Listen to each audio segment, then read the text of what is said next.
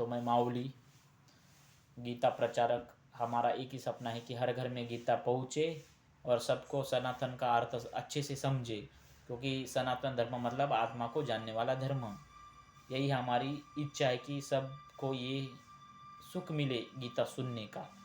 इसलिए यथार्थ गीता यूट्यूब के ऊपर जाके सुनो। और ये जो सफ़ेद डब्बा है ना, उसको सब्सक्राइबर का नाम लिखा है ना, उसमें एक बार दबाओ, क्योंकि अपना सपना पूरा हो जाएगा हमारा। तो आज है उपवास या व्रत, इसके बारे में हम विस्तार पूर्वक चर्चा करेंगे कि व्रत और उपवास क्या है।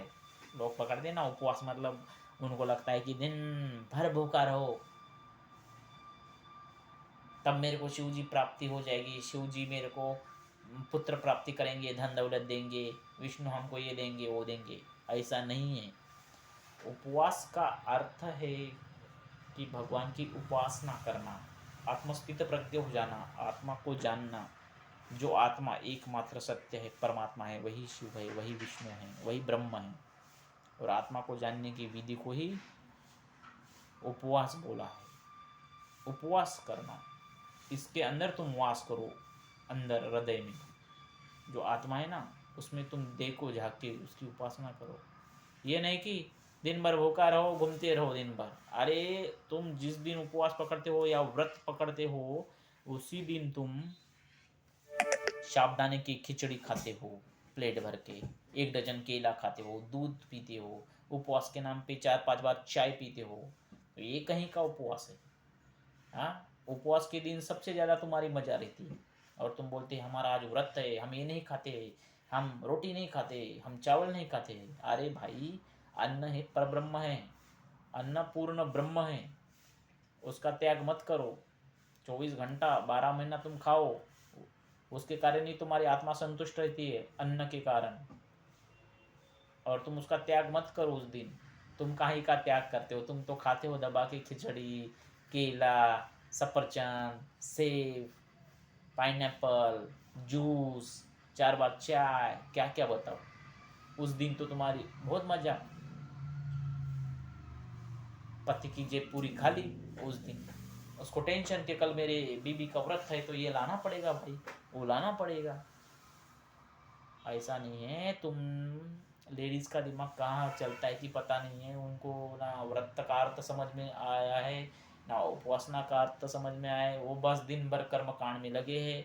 बच्चे वही देखते हैं, वही भी कर्म कांड को देखते हैं। लेकिन सनातन धर्म का अर्थ ये नहीं है कर्म कांड करना, भूखा रहना। सनातन का अर्थ ये है कि आत्मा को जानना, एकमात्र आत्मा परमेश्वर परमात्मा है, वही शिव है, वही तुम हो। तुम ही ब्रह्म हो, तुम ही विष्णु हो, तुम ही महेश हो। लेकिन तुम अपने आप को जानते नहीं हो और मानते नहीं हो। तुम्हारे में ही आत्मा स्थित है। आत्मा हर जगत में स्थित है। सब आत्मा का ही वास, उसकी सत्ता हर जगह है। तो उसको जानो। विधि ये है उपवास की, भूखा रहना नहीं है। इससे कुछ लाभ होने वाला नहीं है। तुम्हारा भ्रम है कि मेरे सोमवार के दिन मैं व्रत पकड़ी तो मेरे को शिव जी धन दौलत देंगे, मेरे को मुक्ति देंगे, ऐसा कुछ नहीं है। शिव जी को चाहिए उपवास। क्या क्या छोड़ना है पता है? व्रत के दिन हर दिन अहंकार छोड़ना अपने अंदर का। उस दिन गरीबों को दान देना। जब दिन तुम बोलते हो ना व्रत, 4 दिन तो तुम व्रत पकड़ते हो हफ्ते के, सप्ताह के, तो उस दिन तुम गरीब को दान देना, अपन भी पेट भर खाना। घमंड तो छोड़ना, 12 महीने अहंकार तो ईगो छोड़ देना है। और बाकी व्रत में क्या करना है? श्वास प्रश्वास के ऊपर ध्यान देना, साधना करना, आत्मा को जानना, बच्चों को अच्छे संस्कार देना। साधु संतों के जो आत्मा को जानते हैं, ये बात करते हैं, यही साधु संतों को तुम दे दो। नहीं तो ढोंगी बाबा के मत कीर्तन मीर्तन सुनते जाओ। ये तो तुमको और कर्मकांड करने को बोलेंगे, और कर्मकांड ही देश की दुर्गति है। समझे? असली सनातन का धर्म जानो, तुम कौन हो। तुम ही आत्मा, तुम ही अर्जुन, तुम ही कृष्ण भगवान हो। और ये बात समझ में, ये अर्थ है उपवास का, व्रत का। अरे हाँ, काका गए हमारे। उपवास ऐसे नहीं होता है। उपवास का अर्थ है कि सच्चे हृदय से आत्मा को जानना, उसको मानना, आत्मा ही एक सत्य परमात्मा है, बाकी सब तो झूठ है, असत्य है ये संसार।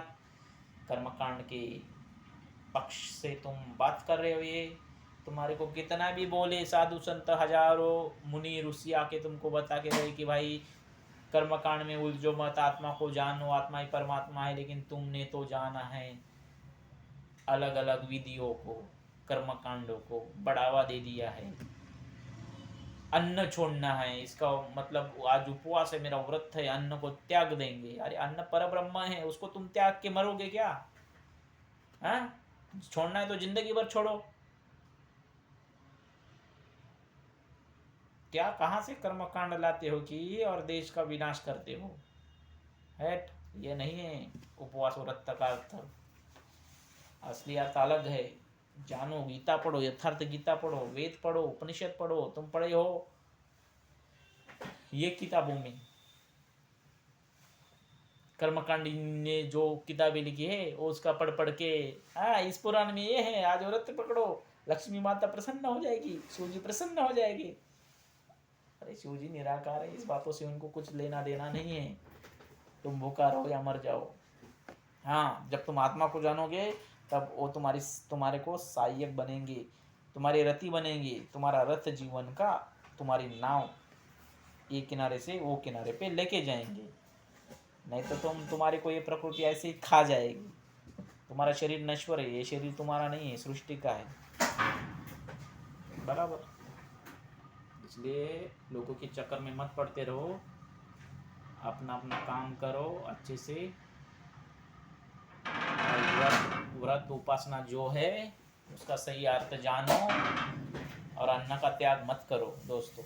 तो यही हमारी इच्छा है कि यथार्थ गीता, असली ज्ञान हर घर में पहुँचे। इसलिए वो जो सफ़ेद डब्बा है ना सब्सक्राइब का, उसको बटन दबाओ और सनातन धर्म का प्रचार करो। सनातन धर्म मतलब आत्मा को जानने वाला धर्म, बाकी बस कुछ नहीं है। तुम जो इतनी विधि या कर्मकांड कर रहे हो इसको सब त्याग दो और सत्य की तरफ जाओ, आत्मा को खोजो। आत्मा तुम्हारे अंदर बैठा है, उसको जानो। अहंकार छोड़ दो, अहिंसा के मार्ग पे चलो, हिंसा मत करो, पशुओं को मत काट के खाओ, क्योंकि हर चीज़ परमात्मा ही है। तुमको ये सृष्टि नहीं छोड़ेगी, तड़प तड़प के मारेगी अगर तुम मांसाहारी हो जाओगे तो। इसलिए तुमको अहिंसा के मार्ग पे चलना है, सत्य के राह पे चलना है। ऑटोमेटिकली तुमको शिव जी तुम्हारी मदद करेंगे। शिव मतलब आत्मा, परमात्मा, ब्रह्म, विष्णु में सब कुछ एक ही है। तुम जिसको जानो वही। हरि ओम। तो चलते हैं, कल मिलेंगे गीता के श्लोक नंबर 2, श्लोक नंबर नहीं है, श्लोक नंबर 10वां अध्याय 2, कर्म जिज्ञासा। इसको हम स्पष्टता से कल कहेंगे। टूटी फूटी भाषा थोड़ा समझिए, हमको हिंदी इतना आती है लेकिन अटक जाती है। हम दूसरी भाषाओं में तीन भाषाओं में बात करते हैं ना, इसलिए हमको थोड़ा ये वो आती है अंदर अंदर, थोड़ा माफ़ कर देना।